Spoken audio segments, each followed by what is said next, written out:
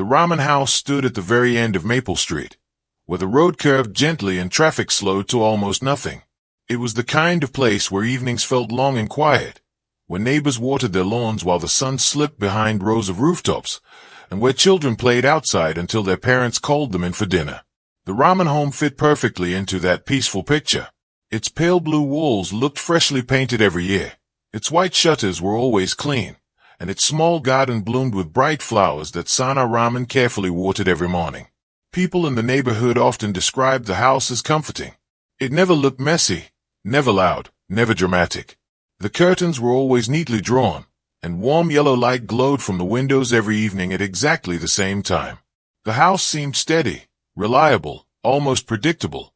In a world where things often felt chaotic, the ramen home gave the impression that life inside it was calm and controlled. Imran Raman was known as a hard-working man who left home early every morning in his silver sedan. He wore neatly pressed shirts, carried a leather briefcase, and always waved politely to neighbors as he drove away.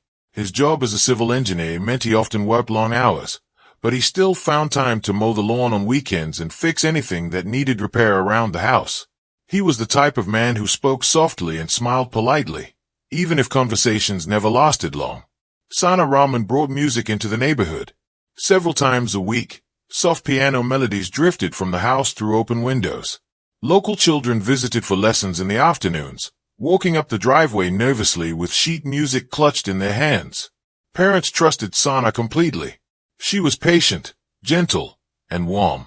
Children left her lessons smiling, often humming new songs as they skipped down the sidewalk. Aisha and Bilal, the Ramen's teenage children, were known for being quiet and respectful. They kept mostly to themselves, focusing on school and spending evenings inside. Occasionally, neighbors would see them walking together to the corner shop or helping their mother carry groceries. They never caused trouble, never hosted loud parties, and never gave anyone a reason to question the family. If anything, the Ramans were simply private. They attended neighborhood gatherings rarely and preferred to keep social visits short. Still, nobody thought this was unusual. Every street has a family like that, polite but distant, friendly but reserved. For 20 years, the ramen house blended perfectly into the neighborhood. No one ever asked what happened inside once the curtains closed. Every evening followed the same quiet routine. Around 6 o'clock, the family gathered for dinner. Lights glowed warmly through the dining room window. Around 8, the piano music sometimes returned for practice. By 10, the house went dark, and Maple Street settled into silence. It was a routine so consistent that neighbors joked they could set their clocks by it. That routine never changed, not even during storms. The night everything changed began like any other rainy evening. Dark clouds gathered in the late afternoon, and the air felt heavy and still. By sunset, the sky opened with a sudden downpour that turned quiet streets into shining rivers of reflected streetlights. Thunder rolled across the town in long, low rumbles that made windows vibrate gently. Storms were not unusual in the area, but this one felt stronger than most. Wind shook tree branches violently, scattering leaves across sidewalks. Rain poured so heavily that the road at the end of Maple Street began to flood within hours. Inside the ramen home, warm light still glowed through the windows. Neighbors later said they remembered seeing the dining room light shining brightly around 7 that evening. Nothing seemed different.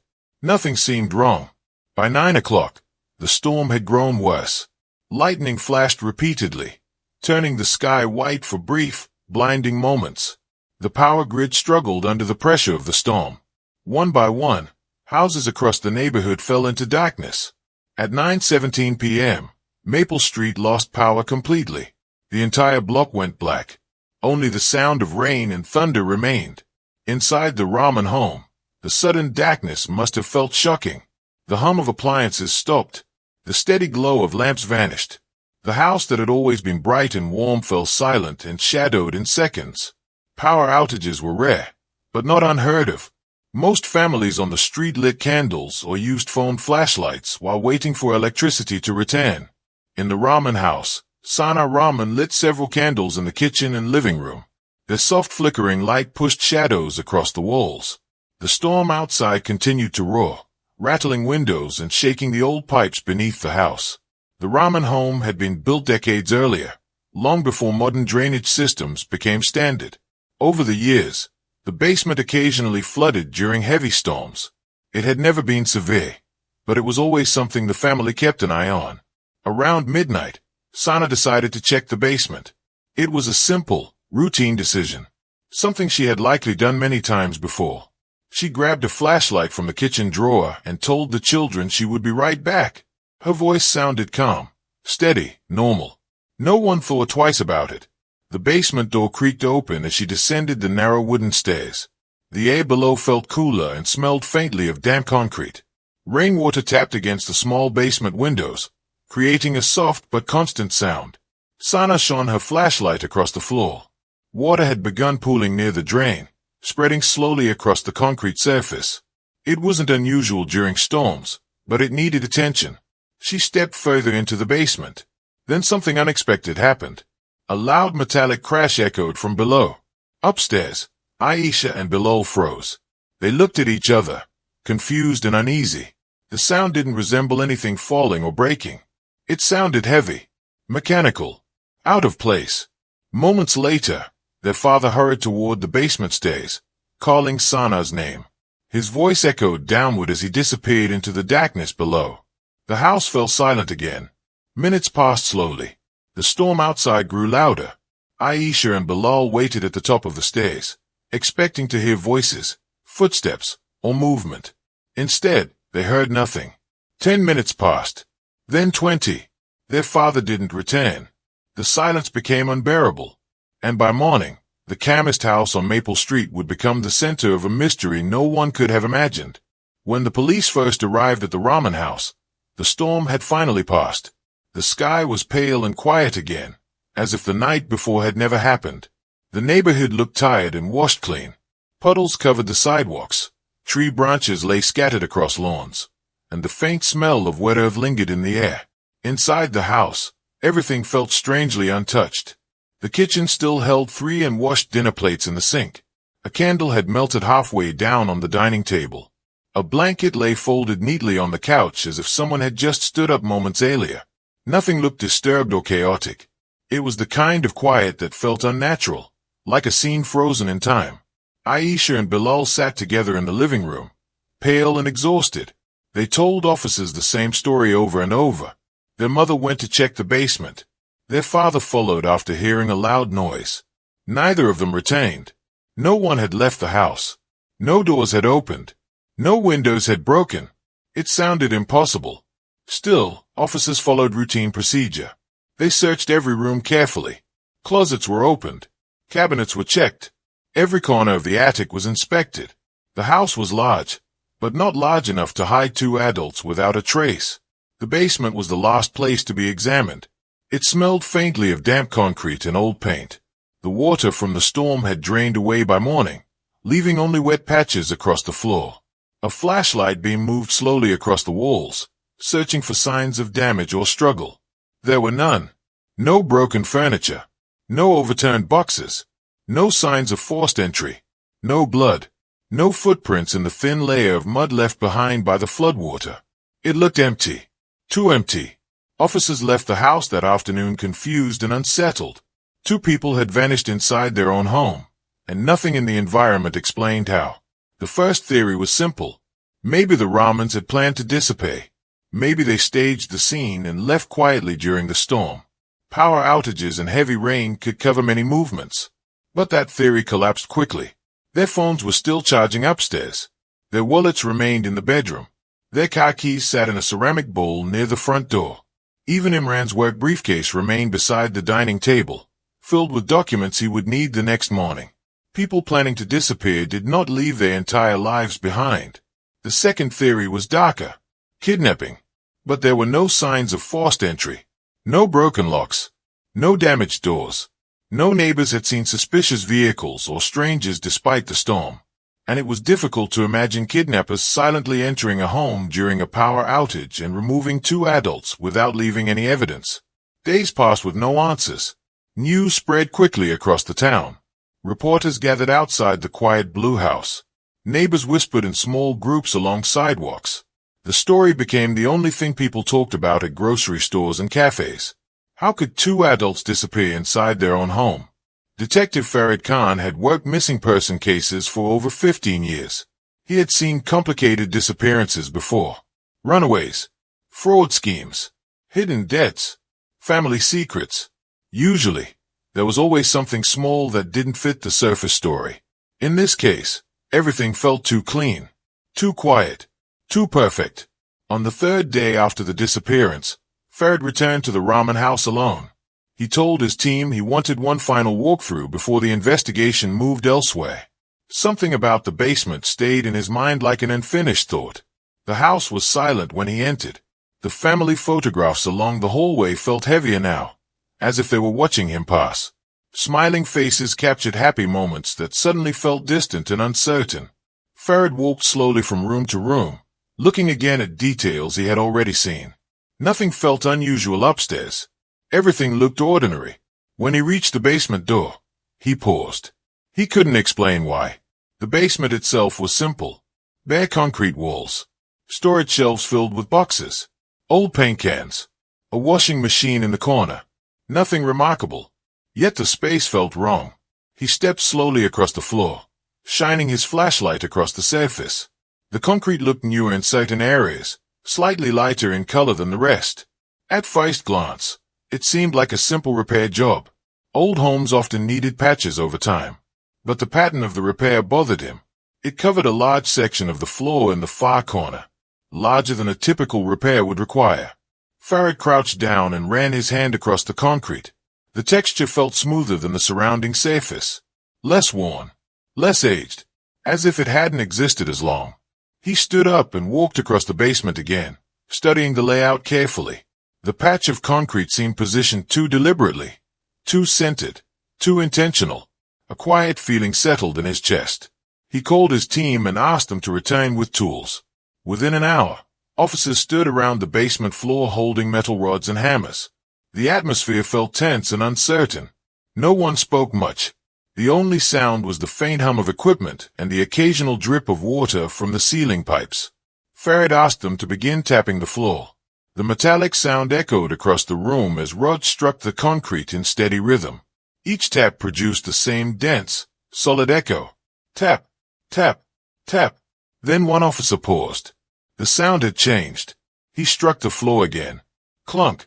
The echo sounded hollow. Every officer in the basement looked toward the corner at the same time. A quiet tension filled the room. The air suddenly felt heavier. Farid nodded slowly. They began breaking the concrete. The work took hours. Dust filled the basement, floating in the beams of their flashlights. Each strike of the hammer chipped away pieces of the floor, revealing dark emptiness beneath.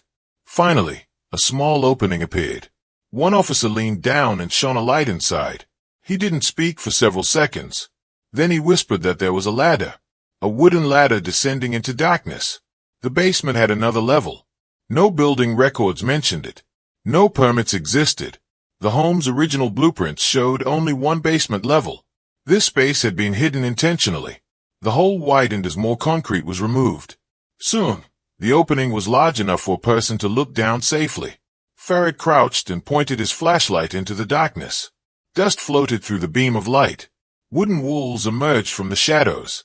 A small hanging bulb swayed gently, unlit but intact. The beam moved slowly across the hidden space. And then it revealed something that made his breath catch. A furnished room. A bed pushed against the wall. A small wooden table. Shelves lined with books. A rug covering part of the floor. The room looked clean, organized, lived in. Not abandoned. Not forgotten. Lived in.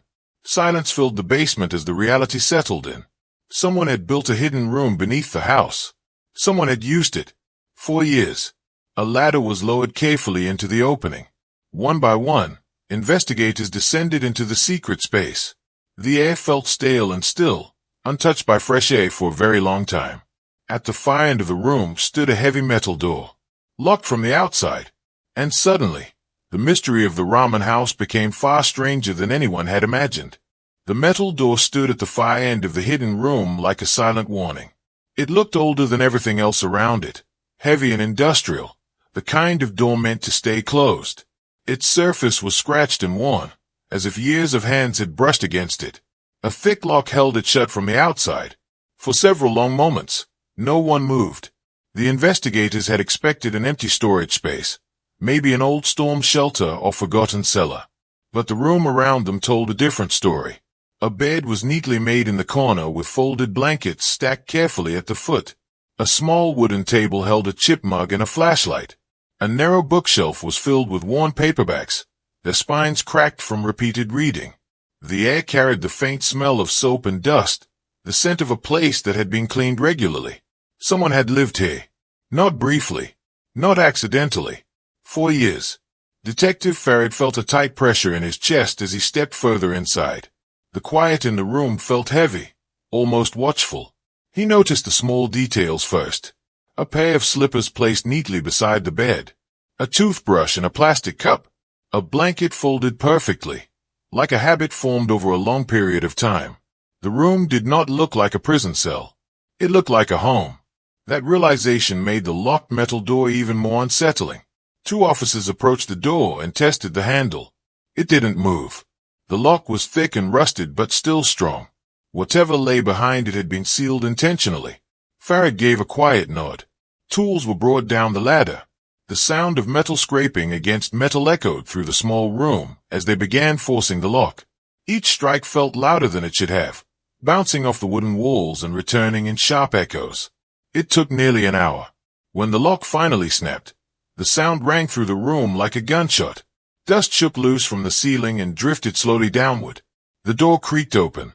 A stale breath of air slipped out from the darkness beyond. Flashlights lifted as investigators stepped inside carefully. The second room was smaller, but it felt more personal. The walls were covered with taped papers, photographs, and drawings. A narrow bed stood against one wall. A small sink had been installed in the corner. A stack of folded clothes sat on a chair beside it. For a long moment, no one spoke. Then one officer whispered that there were drawings on the wall. Children's drawings. Bright crayon suns. Stick figures holding hands. A house with smoke rising from a chimney. A tall figure and a smaller figure standing together under a smiling sky. The drawings were old, faded at the edges. Some corners had curled from age. They had been taped carefully, lovingly, as if they were important memories. Farrad stepped closer to the wall. His flashlight moved slowly across the pictures. Some were clearly drawn by a young child. Others looked slightly more advanced, as if the artist had grown older over time. A life recorded in crayon and pencil, spent in a hidden room underground. The silence in the space grew heavier with every second. On a small shelf near the bed, investigators found neatly folded clothing in several sizes. Some looked child-sized. Others were clearly adult-sized. The change in size told a story no one wanted to say aloud. Someone had grown up here. On the opposite wall hung a calendar. The pages were filled with tiny handwritten notes in dark ink. Dates circled carefully. Words squeezed into small spaces. Observations about weather, meals, and days. Farrad lifted the calendar gently and studied the pages. The earliest entries were dated 20 years earlier. His stomach tightened. 20 years. He flipped through the pages slowly. The handwriting changed slightly over time, becoming steadier and more confident as the years passed. The notes were short but deeply personal. Quiet today. He visited. She brought soup. Rain outside. Missed the sun today. The words felt simple, almost innocent, but they carried an unbearable weight. Each line represented another day lived beneath the ground. Another day spent hidden beneath a house where life continued normally above. One officer opened a small cabinet near the sink. Inside were medical supplies stacked carefully in rows. Bandages. Bottles of pain relievers. Expired prescription medicine. Everything arranged neatly, as if someone had tried to prepare for emergencies without ever leaving the room. Another officer called out softly from the corner. He had found a stack of notebooks inside a wooden drawer beneath the bed. Farrad approached slowly as the notebooks were placed on the small table. They were worn and faded, their covers bent from years of handling. Each one had dates written carefully across the front. Diaries. Farrad opened the first notebook. The first page held a single sentence written in uneven handwriting. "I don't know why they brought me here." The room seemed to grow colder. The investigators gathered closer as Farrad continued reading quietly. The writing in the early pages was childlike and uncertain, letters uneven and words misspelled in places. The entries were short and simple. They say it's for my safety. They say it's only for a little while. I want to go home. The words struck the room like quiet thunder. Page after page revealed the voice of a child trying to understand a world that had suddenly shrunk to four walls and a locked door. The writer described hearing footsteps above the ceiling, hearing laughter drift faintly through the floor, hearing the muffled sounds of life continuing just beyond reach. The entry spoke about learning to read from old books brought downstairs, about counting days by scratching marks into paper, about waiting for answers that never came. As the diary continued, the handwriting slowly changed. The letters grew straighter. The sentences became longer. The voice grew older. Years passed within the pages. The entries became more thoughtful, more aware. I asked when I can leave again today. They said soon. I think they are scared of something. I don't know what I did wrong. The investigators read in silence, the weight of the words pressing down on everyone in the room. Each page felt heavier than the last. The writer described routines. Meals delivered at the same times every day. Books exchanged weekly. Occasional conversations with the people who lived upstairs. They were never described as cruel. They were described as calm, gentle, careful. That made the story even harder to understand. One entry written many years later made Farid stop reading aloud. He read the words silently first, then slowly spoke them into the quiet room. I think they have children upstairs now. I hear footsteps running sometimes. I hear laughter. I wonder if they know about me. A deep silence filled the room after the words faded. The diaries continued, stretching forward through the years. The writer described birthdays spent alone, seasons passing without being seen, the slow, confusing experience of growing older without the world. Then Farid reached the final notebook, the most recent one. The handwriting was steady and adult now. The words filled the pages with longer thoughts and questions. The last entry was dated 2 nights before the storm. They say it's almost time. They seem scared. Something has changed. Farid closed the notebook slowly. No one spoke for several seconds. The truth was forming in the room like a shadow rising from the floor. Someone had lived here for 20 years. Someone who was not supposed to be here. And now that person was gone. The investigators looked around the small room again, seeing it differently now. Every object felt heavier.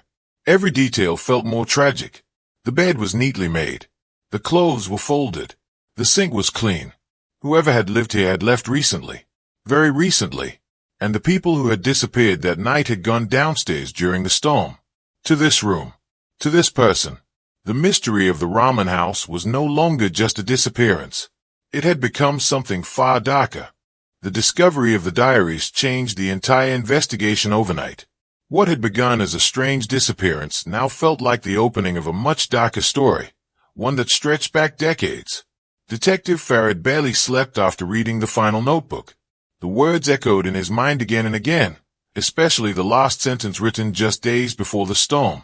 Something has changed. The next morning, the investigation shifted direction completely. Instead of searching only for Imran and Sana Rahman, officers began digging into the past. They searched through decades of missing person reports, focusing on children who had disappeared around the same time the alias diary entries were written. The process was slow and exhausting. Hundreds of cases filled the database. Each one told a painful story of a child who had vanished and families who had spent years searching for answers. Most cases had already gone cold. Leads had dried up. Witnesses had forgotten details. Time had quietly buried the truth. Then one case caught their attention. 20 years earlier, a 6-year-old boy named Nabil Hassan had disappeared while playing outside his apartment building in a nearby city. It had happened on a quiet afternoon. One moment he was there. The next he was gone. No witnesses saw what happened. No suspects were identified. The case had haunted the local community for years before fading into memory. Farid studied the case file carefully. The timeline matched perfectly. The child's age matched the early diary entries. Even the initial end written inside the notebooks suddenly felt significant. But the most powerful evidence came from the handwriting itself. Forensic specialists compared the diary writing to old-school assignments Nabil had completed before his disappearance. The results were undeniable. The diaries had been written by Nabil Hassan. The news spread quickly through the investigation team. The quiet basement room beneath the ramen home was no longer just a hidden space. It was a prison where a kidnapped child had grown into an adult. When officers contacted Nabil's parents, the phone call was one of the most emotional moments of the case. His mother answered, her voice fragile and tired. 20 years had passed since her son disappeared. Yet she had never stopped hoping for answers. She and her husband had moved to a smaller home years earlier, surrounded by old photographs and memories they couldn't bring themselves to throw away. When they were told about the diaries, they cried in silence for a long time. For 2 decades, they had lived with uncertainty. Now they knew the truth was far worse than they had ever imagined. DNA testing confirmed everything. The strands of hair found on the pillow in the secret room belonged to Nabil Hassan. The town reacted with shock and horror. The Rahman family had lived among them for 20 years. Neighbors had trusted them, spoken with them, waved to them every day. Children had walked into the house for piano lessons. No one had suspected that beneath the basement floor, another child had been living in secret. The story dominated news headlines. Cameras appeared outside the Rahman home day and night. People struggled to understand how something so terrible could remain hidden for so long. But the most urgent question remained unanswered. Where was Nabil now? The secret room had clearly been used recently. The sink was clean. The bed was made. Fresh dishes had been left on the table. Whoever had lived there had been present until the night of the storm. That meant Nabil had been inside the room when Imran and Sana disappeared. Search teams expanded their efforts beyond the house. Officers combed the surrounding neighborhood, questioning anyone who might have seen unusual movement during the storm. Heavy rain had erased most physical evidence, but investigators refused to give up. A breakthrough came from an unexpected discovery inside the hidden room.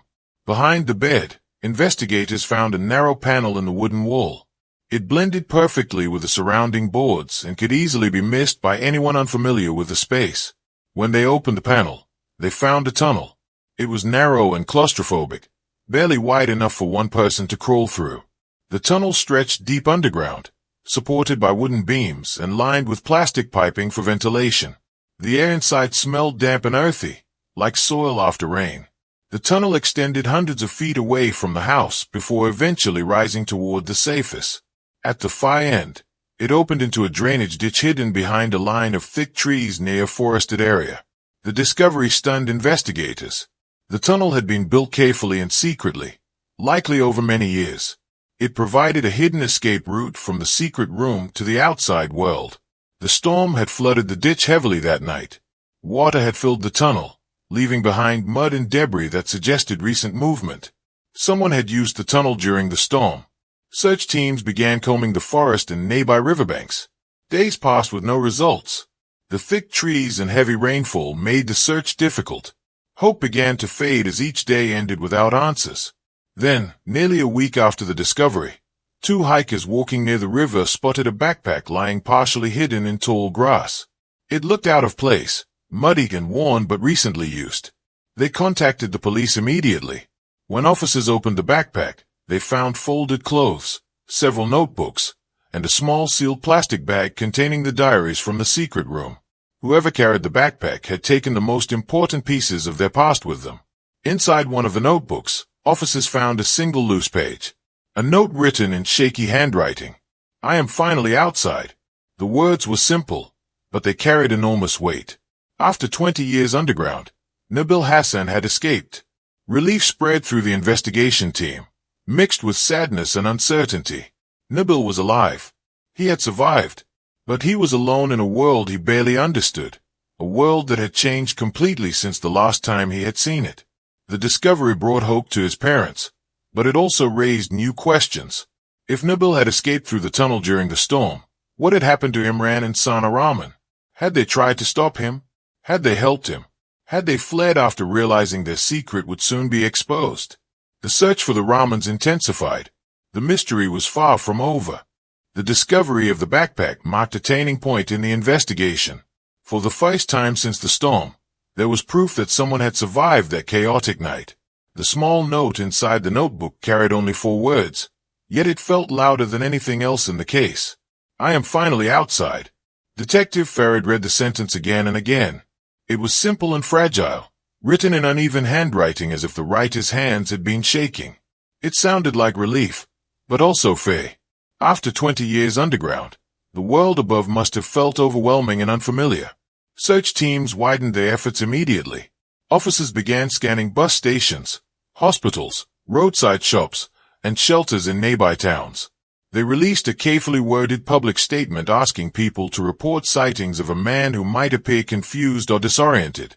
They avoided sharing too many details, hoping to protect Nabil's privacy if he was found. But days passed without confirmed sightings. Meanwhile, the investigation into Imran and Sana Rahman grew more urgent. Their disappearance was no longer seen as a mystery. It now looked like a desperate escape. Their bank accounts showed unusual activity in the days before the storm.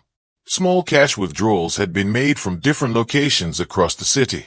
Nothing large enough to raise alarms at the time, but together they painted a picture of quiet preparation. Their car, however, remained missing. Police issued a nationwide alert. 2 weeks later, a highway patrol officer spotted a silver sedan parked in a remote rest area nearly 200 kilometers away. The car matched the description of the Rahman vehicle. It sat alone at the far end of the parking lot, covered in dust and road grime, as if it had been sitting untouched for days. Backup was called immediately. When officers approached the car, they noticed movement inside. 2 figures sat silently in the front seats. They did not attempt to drive away. They did not run. They simply waited. Imran and Sana Rahman were arrested without resistance. During the drive to the station, neither of them spoke. The interrogation began the next morning. Detectives expected denial, confusion, or attempts to shift blame. Instead, the Rahmans appeared exhausted and quiet, as if the weight of their secret had finally become too heavy to carry. For several hours, they said nothing. Then Sana began to cry. Her voice trembled as she started to speak, slowly revealing the truth that had remained hidden for 2 decades. 20 years earlier, Imran had been driving home late one evening after finishing work on a construction project. It had been a long day, and the road was dark and quiet. Rain had just begun to fall, making the streets slick and reflective under the glow of streetlights. As he drove through a residential area, a small figure suddenly ran into the road. Imran slammed the brakes, but it was too late. The car struck the child and skidded to a stop. The boy lay unconscious on the wet pavement. Imran panicked. He stepped out of the car and knelt beside the child, checking for breathing. The boy was alive but badly injured. Panic flooded his thoughts. He imagined prison, losing his career, losing his family's future, losing everything he had built. Instead of calling for help, he made a decision that would shape the next 20 years of his life. He placed the unconscious child in the back seat and drove home. Sana told detectives she had been shocked and terrified when Imran arrived carrying the injured boy. At first, she begged him to call the police, but fear quickly took control of both of them. They convinced themselves they could fix the situation quietly. They told themselves it would only be temporary. Days passed. The boy woke up confused and frightened. News reports began covering the disappearance of a missing child. The Rahmans watched those broadcasts in silence, realizing the situation had grown far beyond their control. They told themselves they would take him back soon. Soon became weeks. Weeks became months. And eventually, the lie became impossible to escape. Imran built the hidden room beneath the basement himself, using his engineering skills and construction connections. He told himself it was to protect his family, to protect the boy, to protect their future. Sana brought food, books, and supplies every day. She spoke gently, offering comfort while never explaining the truth. Over time, they convinced themselves they were caring for him, not imprisoning him. Years passed, and the secret grew larger. They raised Aisha and Bilal while another child grew up beneath their home. They celebrated birthdays upstairs while quiet meals were delivered downstairs. They told themselves the lie so often that it began to feel normal. But the storm changed everything. When the basement began flooding that night, panic returned stronger than ever. Imran knew the hidden room would soon be discovered. Water would expose the sealed floor. Their secret would be revealed to the world. They rushed downstairs to warn Nabil. For the first time in 20 years, they opened the tunnel and told him he had to leave. Sana said Nabil didn't hesitate. He grabbed a backpack, the diaries, and a few belongings. He climbed into the tunnel and disappeared into the storm. Imran and Sana waited for him to return. He never did. For hours they stood in the basement, listening to the storm roar above them. Slowly, they realized the truth. Nabil had escaped. Their secret was over. They fled that same night, driving aimlessly until police found them. The courtroom months later was filled with reporters, neighbors, and strangers who had followed the story from the beginning. The Rahman sat quietly as the charges were read aloud. Kidnapping, false imprisonment, child endangerment, a list of crimes that stretched across 20 years. When Nabil finally appeared in court, the room fell silent. He looked older than his years, his posture cautious and unsure. The world was still new to him. He spoke softly, describing life in the hidden room. He did not speak with anger or hatred, only quiet honesty. He said he felt confused more than anything else. Confused about the past. Confused about the future. Confused about how to live in a world he barely knew. The judge sentenced Imran and Sana Rahman to life in prison. Outside the courthouse, the town struggled to process what had happened beneath the calm surface of Maple Street. Neighbors replayed memories in their minds, searching for signs they might have missed. The pale blue house at the end of the street was eventually sold. The new owners renovated it completely. The basement floor was rebuilt. The secret room was sealed forever. But the story of the hidden room never faded. Nabil spent months learning the basics of modern life. Technology, transportation, social life, freedom. Every day brought new challenges and discoveries. His parents supported him as he slowly built a new life above ground. 20 years had been taken from him, but he was finally free. And the quiet house that no one questioned had revealed the secret it had kept for 2 decades.